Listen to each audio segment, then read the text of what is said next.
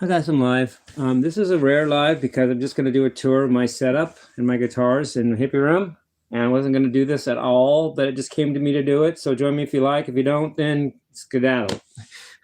So anyway, let's just tour my hippie room a little bit. And then I'm going to show you my guitars and my setup and all that. If you guys are interested, check it out. Something told me to do this.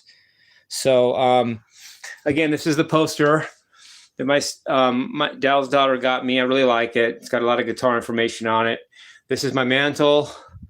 This is Piggy, Longfellow Piggy, King Piggy, my 8th grade pick with a picture frame I made in 8th grade. This is a pic of Neil Diamond that the guys that own Spindle's Records gave me because it looks like me, he thought. And my second doppelganger next to Jim Morrison, maybe. And my Nirvana poster. This is my CERT certificate. I'm certified as a community emergency response team member. Jimi Hendrix poster, shorts I wear, Queen poster, Doors poster. This is my second amp that I use when I play 2 amps at once, like when I'm playing 2 guitars, 1 in each hand. That's stack 1 of CDs, stack 2 and 3, 4, 5, 6, 7 stacks of CDs. My TV, which actually has a VCR, DVD player, not VCR, but DVD player in it now, and all that. And maybe get some more light in here. I can turn the light on a little higher here. So let's tour. This is tour. If you guys don't like this, fine, don't watch it. Good with me. I have 6 electric guitars. So this right here is my 7-string slanted fret Ibanez fixed bridge 7-string. This is my Mutt guitar. It's an Ibanez tuned to left-handed strings. So it's tuned so if you play it with your left hand, if you play it left-handed, it's actually strung correctly. So it's strung opposite as right-handed. So when I'm playing 2 guitars at once, the guitar that my right hand plays is like a left-handed guitar. So it's like Jimi Hendrix played right-handed guitars tuned left-handed, and that's what I guess that's what this is. It's a left-handed. It's a right-handed guitar tuned left-handed. Just like, whammy bars on the upper part because of that. It's usually on the down below, but when you string it oppositely, the whammy bar's on top. Stevie Ray Vaughan puts them on top on purpose, even though he's just strung with the right hand. This is my black Jim Jr. Guitar, tuned to E. This is my Jackson guitar tuned to E flat. Nothing special about it, but it's a nice guitar to have. This is my pink Jim Jr. guitar tuned also to E flat. And this is my white Jim Jr. tuned to D. It's a whole step below normal tuning. So I'm going to just show you guys everything. This is my 2 Frisbees. My 2 Frisbees are right here. This is my Digitech whammy pedal. So let's turn the amp. Well, let's turn the amp. Well, I haven't even played. I'm not hooked up yet to guitar. That's my whammy pedal. You turn it on like this. Button says it's on when that lights up. And you can adjust how much you want it to go, how much you want the whammy to go, whether up or down, and how far. Right now, it's tuned to a 5th up. When you do it, you can do a 4th up and all the different settings. This is my wah wah pedal. I think it's a Crybaby. I don't know if that's a brand name or a company name, but whatever. This is my Radarator. That's me on the cover, Jimmy Rex Wiseman. That's my Radarator pedal. And this is my Boss digital delay. That's all the 4 effects I use. This is my foot switch to go from clean channel to distorted channel and back and forth. And this is my Marshall tube, what is it, 20 watts? I don't know. Yeah, DSL 20, so 20 watt amp. To turn it on, what I do is, wait, what? Okay, you put the power on, and then you turn it up for low channel, down for high channel. Depends on how much power you want. I usually put it on low, so it's not too loud. And then here I have reverb. I usually have it off. Resonance, I have it high, but not always up all the way. Presence is up more. Bass is semi-up, but not completely. Middle is similar to bass. Treble is more high than the others. And this is the high gain part channel, which is more distorted. Then to put the foot switch off, it goes back to the low gain channel, which is what I usually use. And gains on the left and volumes on the right. Gains on the left, volumes on the right on the distortion channel 2. And that's my setup. I recently only learned to put the treble up higher. I've been having my treble like that for like a long fucking time. And I finally realized, oh, it sounds better if I turn the treble up. So let's check out some of the guitars. This is my my bag of, you know, wires and tricks and things I have to do to set guitars up. Whammy bars are over here. On top of the guitar, I have my slide. I have some Allen wrenches. I've got a metronome. The slide is glass slide. I've got some Allen wrenches of different kinds and picks. So let's introduce the guitars. Let me flip it backwards so that it's on me now. This is just a rare. This something told me to do this. So I'm going to start with my favorite Jim. My favorite guitar I own is a pink Jim Jr. I tune it to E flat, which is my favorite tuning. D's okay, E's okay, but E flat's the best. It's like Goldilocks. The best is right in the middle. So what I always do first is put the whammy bar in. I've got 3 different ones. That's actually part of a Pink Floyd song, Pigs, 3 different ones off Animals, 1977. My favorite Pink Floyd album, by the way. 3 whammy bars. I just grab one. I don't just use one on each guitar. I just grab whatever one feels right. Put the whammy bar in, and then it's got the nice little plug-in where it doesn't go straight in where it can come out easily. It goes in at an angle. So if you want to pull it out, it's against the angle, so it keeps it from getting unplugged easily. Steve, I thought of that, or somebody thought of that for him, which is a good idea. And it's got these little indentations here, so when you pull it back, there's plenty of room. It's got the monkey grip, so you can hold it with one hand and play with the other. And the trick, I hate to say I'm not a guitar tech, but I'm my own guitar tech, so I have to know something. So I'm going to go over some of that. You tune regularly here, but then you have this little thing that pushes the strings down. It just keeps it from sliding out of tune as much as it would normally be. I don't use it that far down, but a little bit. These are locking nuts. It's 24 frets. It's got flower tree of life inlay. Pickup switch it's got humbucker at the neck, humbucker at the bridge, single coil in the middle. This is the 5-position switch. Volume, tone and volume. And the fine tuners are right here. Now here's the trick that I just now realized. In fact, it's one of the reasons I decided to do this video, to explain this. The intonation is set by these little things right here. I know, right here. You can barely see them probably, but they're right here. What you have to do, there's 2 settings for them, a front one and a back one on each one. And that's the intonation. That's how long the string is, so that you get the 12th fret harmonic to be the same pitch as the 12th fret fretted note. That means your intonation is on. Hear that?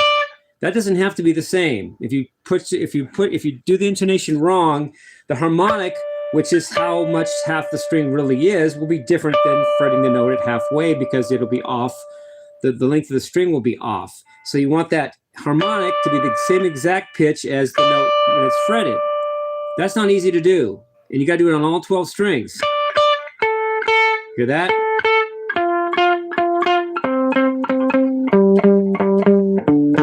Not bad, right?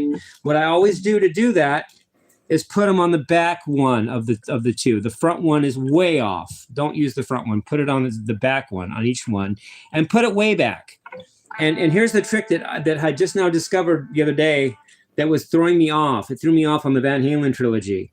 What happened was, the reason I was so out of tune is because my intonation was off. The B string was way out of intonation. So when I went to play up here versus down here, it was totally different. Like in Fools. I would go to do that chord, it would be so far out of tune, it was ridiculous. It was because the intonation was off on the B string, the 2nd string. Why was that? Well, when you go to these back here, right here, it was loose. I didn't want to strip it, so I didn't put it that tight. So it had come loose and it was sliding back and forth, so that the intonation was constantly varying as I used the whammy bar or as I moved the guitar around. Because the Allen wrench screw that held it in place was totally loose. So the intonation on the B string was all over the fucking place. It was just anything goes. And I didn't realize that until I looked at it, thought about it, realized that the intonation was off, checked it was way off. So I had loosened the B string, tightened that, and then restring it again. And just to be sure, and because they were all getting to be that way, I had to do it on every string, on every guitar, all my Jim guitars. I did it on all, that's 18 times I had to do that. 6 strings times 3 guitars. Each one you have to detune the string so it's loose, tighten that sucker. No, don't strip it, because then it's bad forever. But just tighten it really good, but not too tight. And I had to tighten every single one. They were all either loose or getting loose. And the B string it was on the black guitar where the B string was totally off. But now that I know about that, it ain't happening anymore. And not only that, I went and did all of them. So now they're all really good. You hear that intonation, how good that is? When those start coming loose, because you don't want to strip them, you don't want to make them that tight, but then over time they loosen up and then they get way off. That makes you out of tune. When you tune up, when you're in tune at the bottom of the neck, you're out of tune up here and vice versa. And I didn't realize that until the cacophony of the Van Halen trilogy reminded me, oh, something's wrong with the guitar.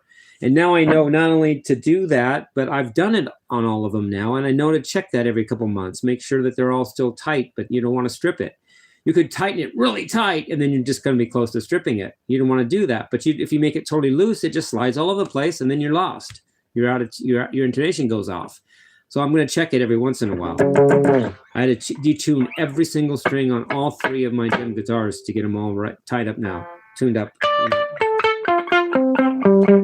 That doesn't have to be that way. In fact, if you just go into a guitar store and just buy a guitar and you just go home and play it, those intonations are going to be, by chance, very off. And then if you don't know how to change that or don't know that that's a thing, you're going to play, no matter what you do, you're going to suck. But now that the guitars are, I go by vibe a lot on guitars. Now that these are tightened, I've got to get it changes the feel of the guitar. So I want to play with the whammy bar and loosen it up a little bit again. Get some rock and roll attitude into it. You don't want sterile in-tuneness. You want rock and roll attitude too. So I have to bend the strings around and loosen it up a little bit, jive it a little bit, so it gets a rock and roll vibe.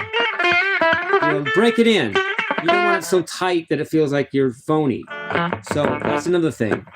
So I'm working with them now. So even that just tuned it out a little bit, didn't it?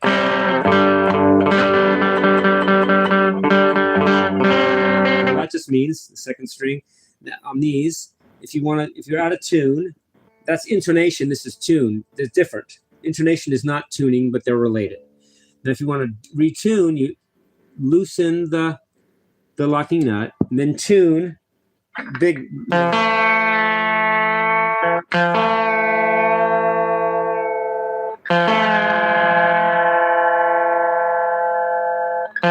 a major third. That's a perfect fourth. That's how I tune. I don't use a tuner. Fuck that. Then I tighten it.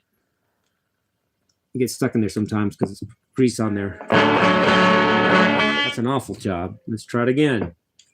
That wasn't good. Let me try it again. Okay.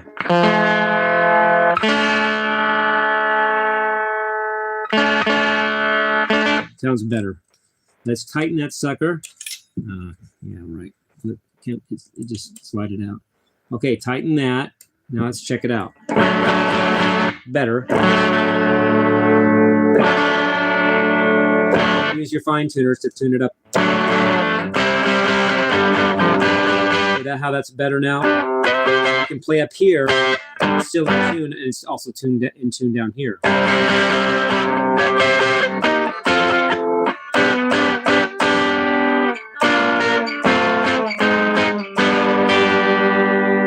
They don't come like that. You have to set the intonation up and then tune it, both, and then you got to tune it. Be a good tuner. be a good relative pitch that you know what a major third sounds like in a perfect fourth, and know how to tune so that you tune the bass strings a little flat and the treble strings a little sharp, so you get a wider spectrum of the pitches. So the tuning sounds better. The low strings slightly flat, but not so flat they sound bad. Just slightly flat, and the treble strings slightly sharp. And then the whole thing.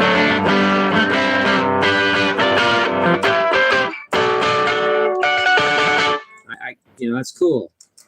Tuning and intonation is a big hurdle to get over if you're a beginning electric guitar player who doesn't want to spend $50 a month on a guitar tech that God knows if they're even doing a good job or even care about you other than getting your $50. I care about myself, and I do my own guitars. So that's in tune.